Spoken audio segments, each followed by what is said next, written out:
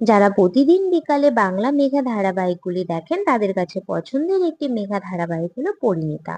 ধারাবাহিকটি শুরুর সময় থেকে কটাক্ষের সম্মুখীন হলেও বর্তমানে এই ধারাবাহিকটি দর্শকের খুব পছন্দের একটি ধারাবাহিক। তাই তো সাপ্তাহিক টিআরপি তালিকায় তার ফলাফল প্রমাণ পাওয়া যায়। ধারাবাহিকে গতকালকের পর্বে দেখানো হয়েছে, যখন দোকানে পারুল এবং তরিতা কাজ করছিল ঠিক সেই সময় ঘটে বিপদ। রায়ানের মায়ের পরিচিত লোক একটি গয়না সরিয়ে পারুলের ব্যাগে ঢুকিয়ে দেয়। তখন হঠাৎ করে পেছন দিয়ে দেখে ফেলে কাকা। তবে পারুলের ব্যাগে গয়না সরিয়ে রাখতে সরাসরি দেখতে পায়নি তিনি।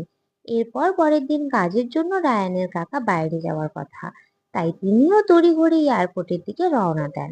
কিন্তু তার আগে রায়ানের মা জানায় সমস্ত হিসেব মিলিয়ে দেখে নিতে। আসলে তিনি সকলের সামনে পারুলকে আনতে চায়। এরপর কাকুর হিসাব মিলিয়ে দেখে 3 লক্ষ টাকার গয়না যেটা তিনি তুলে রাখতে বলেছিলেন সেটা নেই। সঙ্গে সঙ্গে তাই হিসাব মেলাতে বসেন। 60,000 টাকার ক্ষতিপূরণ দিয়ে 3 লক্ষ টাকার গয়না সরিয়ে নিয়েছে। তখন পারুল রান্নাঘরে রান্না করছিল। এদিকে রায়ানের কাকা বেরিয়ে যাওয়ার পরই পুলিশ বাড়িতে আসে।